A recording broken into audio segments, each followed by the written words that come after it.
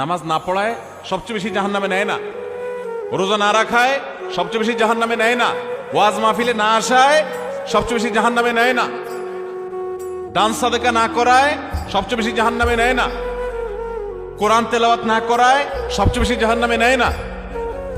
তাহলে কিসের সবচেয়ে বেশি জাহান্নামে নেয় মানুষকে? সুইলা রাসূলুল্লাহ সাল্লাল্লাহু আলাইহি সাল্লাম আন আকসারি মা ইউদখিলুন নাস আন-নার, মানুষকে সবচেয়ে বেশি জাহান্নামে নেয় কোন জিনিসে জিজ্ঞাসা করা হয়েছে।